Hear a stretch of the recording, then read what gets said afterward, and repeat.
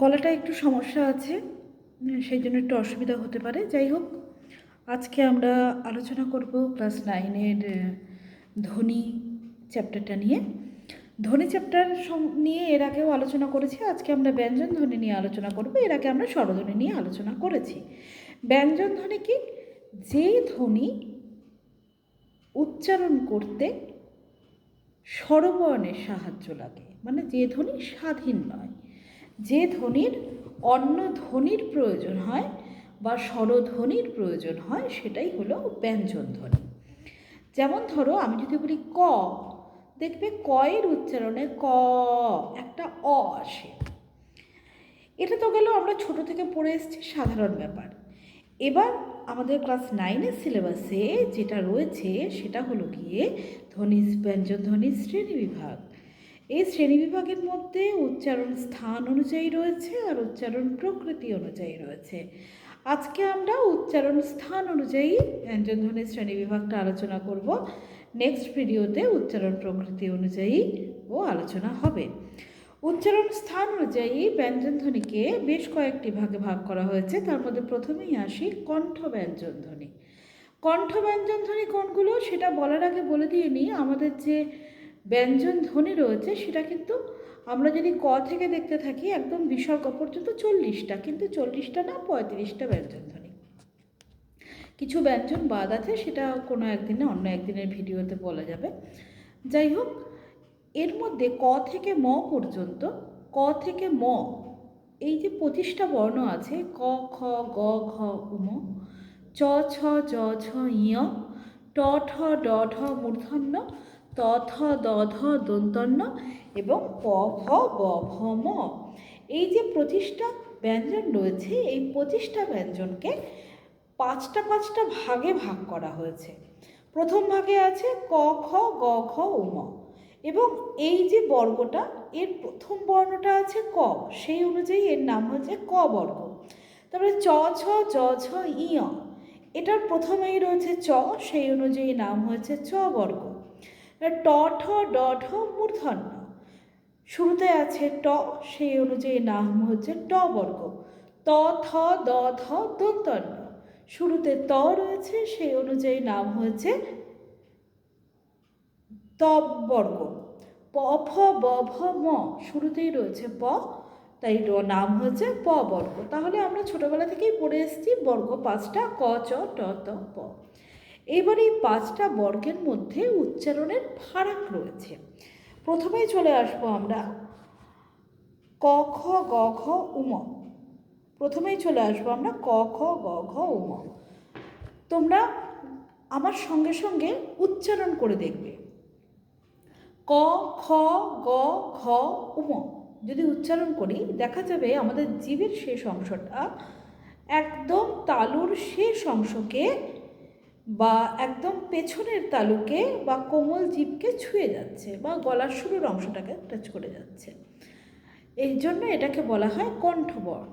আমাদের জিভের পেছন অংশটা কোমল তালুকে বা জিভের পিছন দিকটা কি করছে, একদম গলার কাছটাতে যে টাচ হচ্ছে।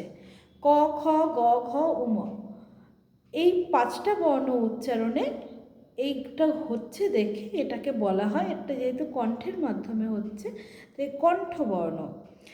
এটাকে যেহেতু কোমল তালুতে লাগছে তাই স্নিগ্ধ তালব্য বর্ণও বলা হয়ে থাকে।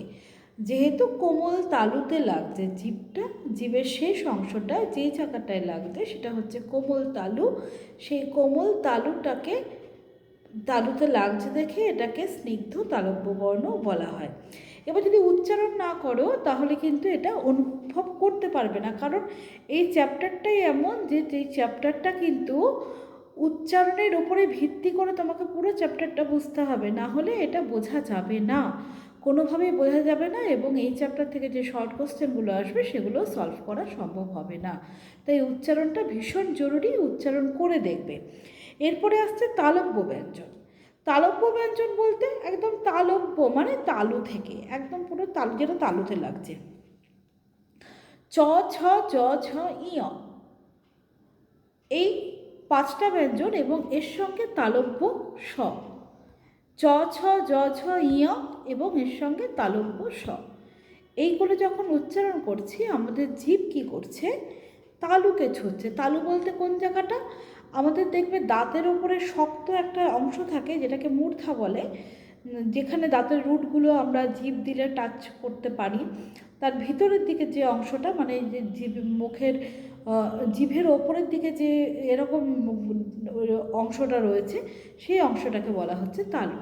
তালুতে ঠেকছে দেখে এটাকে বলা হয় তালব্য বর্ণ। এরপরে চলে আসছি মূর্ধন্য বর্ণ। মূর্ধন্য বর্ণ, মূর্ধন্য মানে মূর্ধা, মূর্ধায় লেগে উচ্চারণ হচ্ছে তাই মূর্ধন্য। মূর্ধায় লেগে উচ্চারণ হচ্ছে দেখেই মূর্ধন্য।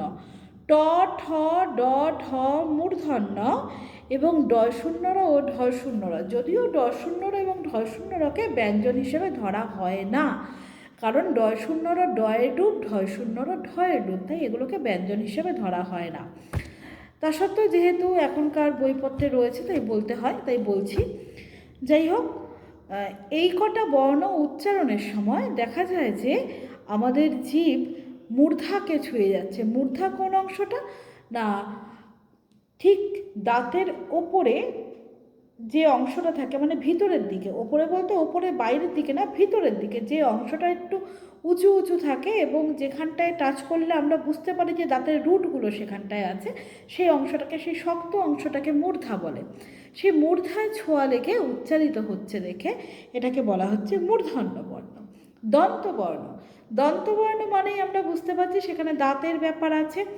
তাহলে কি হয়, ত, থ, দ, ধ, দন্তন্য। ত, থ, দ, ধ, দন্তন্য। এছাড়া দন্তস্বকেও আনা হয়েছে। যাই হোক, এই যে ত, থ, দ, ধ, দন্তন্য এবং দন্তস্ব, এই উচ্চারণ, এগুলো উচ্চারণ করার সময় আমাদের জিভ দাঁতকে ছুঁয়ে যাচ্ছে, তাই এগুলো হলো দন্তবর্ণ। এরপরে আছে ওষ্ঠ। ওষ্ঠবর্ণের ক্ষেত্রে কি হয়, জিভটা একবার জোড়া লাগে একবার ছেড়ে যায়, একবার জোড়া লাগে একবার ছেড়ে যায়, জিভটা না, সরি, ঠোঁটটা। অধর এবং ওষ্ঠ, ওপরের ঠোঁটকে বলে ঠোঁট এবং ওষ্ঠ নিচের ঠোঁটকে বলে অধর। ওষ্ঠ এবং অধরে একবার লাগে একবার ছাড়ে, এইভাবে উচ্চারিত হয় দেখে প, ফ, ব, ভ, ম। তোমরা কিন্তু উচ্চারণ অবশ্যই করবে, কারণ উচ্চারণ না করলে বিষয়টা ক্লিয়ার হবে না বা কনসেপ্টও ক্লিয়ার হবে না। প, ফ, ব, ভ, ম, এই পাঁচটা ব্যঞ্জন যখন আমরা উচ্চারণ করছি আমাদের ঠোঁট কি করছে, ঠোঁট কিন্তু একবার জোড়া লাগছে একবার ছাড়ছে, প, ফ, ব, ভ, ম। দেখতে পেলে? যাই হোক, এই জন্য এগুলোকে বলা হয় ওষ্ঠবর্ণ। এছাড়া রয়েছে স্বরতন্ত্রীয় ও কণ্ঠনালীয় ধ্বনি, যেগুলো নর্মালি কি করছে, নর্মালি শ্বাসবায়ুর পথকে সংকুচিত করে দেয়। যাই হোক, সেগুলো নিয়ে এত আলোচনা করা দরকার। যেমন হ, হ, হ যখন আমরা উচ্চারণ করছি তখন আমাদের দেখবে শ্বাসবায়ুর যে বেরোনোর পথটা সেটা কম বেশি সংকুচিত হয়ে যায়। এই জন্য হটাকে বলা হয় স্বরতন্ত্রীয় বা কণ্ঠনালীয় ব্যঞ্জনধ্বনি।